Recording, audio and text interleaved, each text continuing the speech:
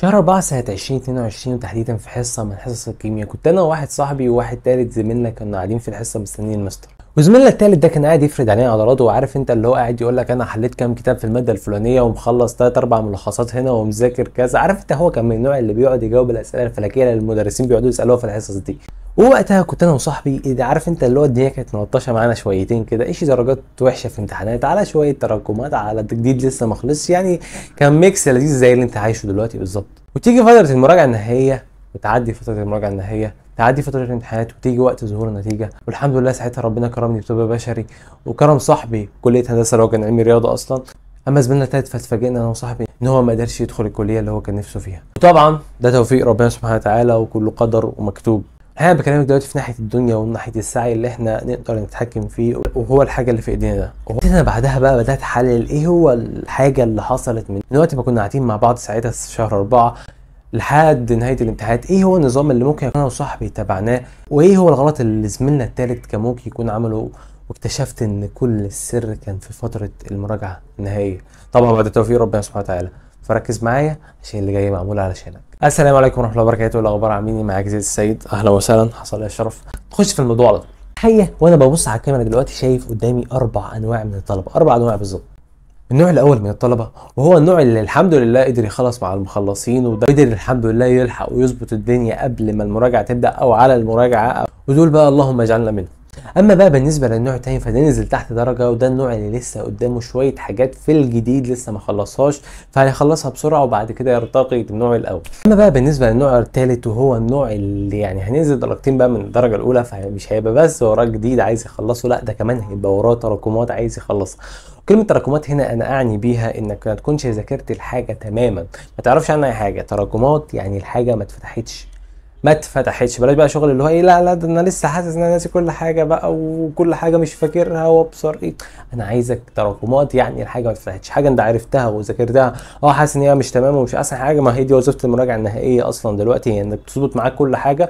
بس الفكره انا عايزك تكون مخلص كل حاجه قبل ما تبدا في المراجعه النهائيه. مخلص كل حاجه بمعنى انك عديت على كل حاجه، عارف كل حاجه، حتى لو كان لمره واحده بس اهم حاجه تكون انت ذاكرتها قبل كده. اما بقى بالنسبه للنوع الرابع فهو النوع اللي تقدر تقول عليه كده، انا بسميه عن نفسي حاليا هو عايز النجاح بس. هو الشخص ايه بقى، ولا يعرف اي حاجه عن ثالثه ثانوي، ولا يعرف اسماء المواد ايه، ولا مكبرها خالص. هو داخل امتحان يغش من الاخر، هو داخل الامتحان عشان يغش وعشان ينجح وخلاص. فده عادي بقى، لو اخش وغش يا معلم هتنجح ما تقلقش. ده فيديو شهر 4 كان معمول ان انت لو عايز تبدا من الصفر خالص. اعتقد لو هو مش على النظام دلوقتي هيقدر الحمد لله ينجح ويبقى الدنيا لذيذه معاه جدا.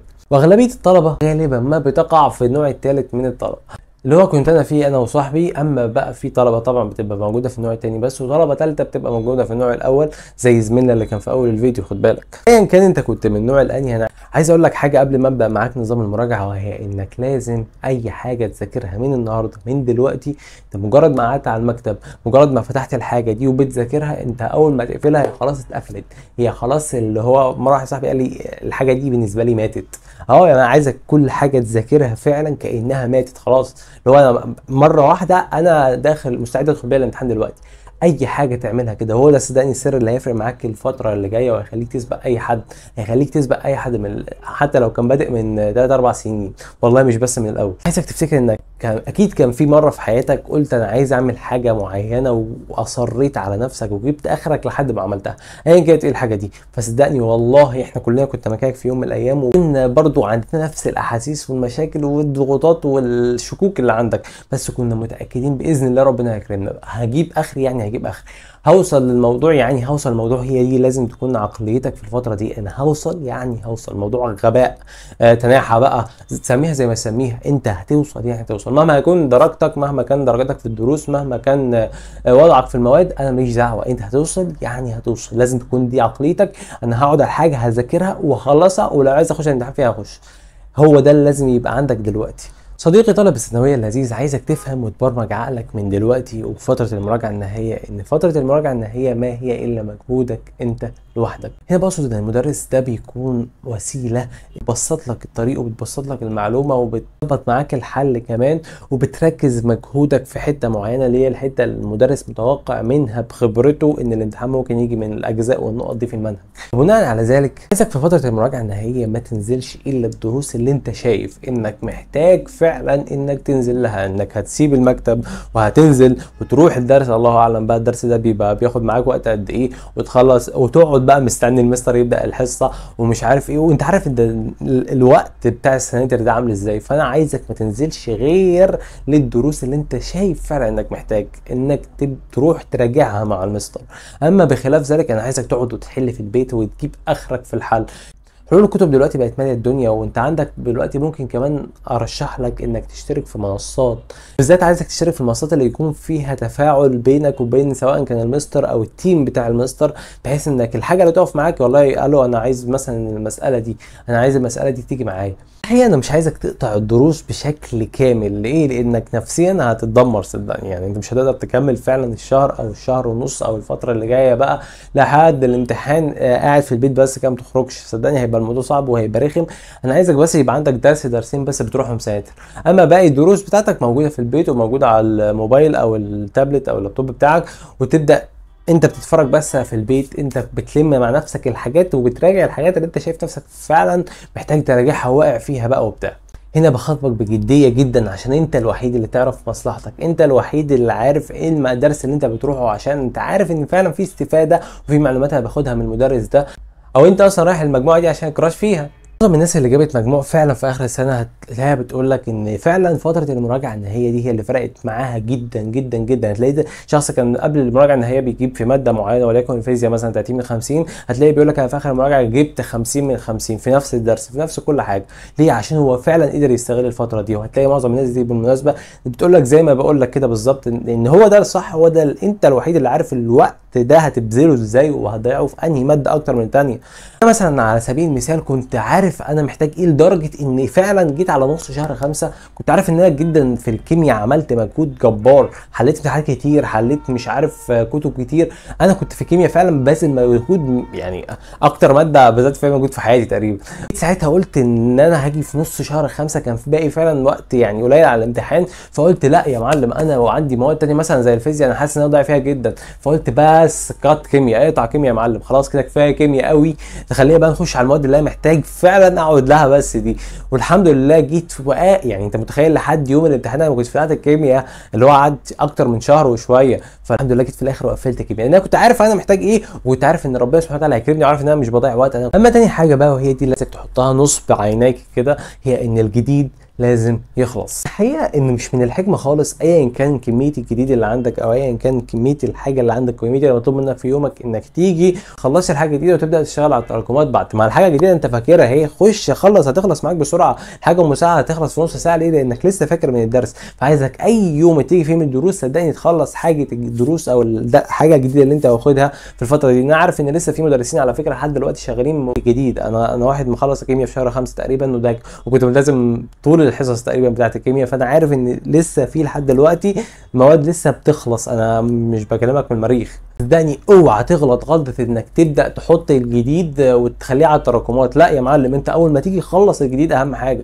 هو الجديد فعلا اهم حاجه دلوقتي يخلص، وبعد كده بقى التراكمات انك تعمل حاجه من اتنين في التراكمات دي بكل بساطه. انك يا اما هتاخدها بالتوازي مع الجديد، بحيث مثلا انك والله انا خلاص الجديد النهارده وخلصت كل الحمد لله الحاجات اللي عندي في الدروس، والله هبدا بعد كده اخد مثلا شويه من فصل الفيزياء متاخر عليا ده، حته من العربي اللي متراكم عليا ده، تبدا ساعتها تقسم التراكمات دي زي ما بقول لك كل مره، تبدا تحطها في جدول وتكسر الحاجه الكبيره دي. الفصل المعين ده هو اصلا 3 4 دروس، فخلاص خلص يا معلم 3 4 دروس هيخلصوا والله صدقني عادي جدا. زي ما بقول لك على طول انت لما تخش الكليه هتعرف ان كل الكلام ده يخلص في يوم يومين.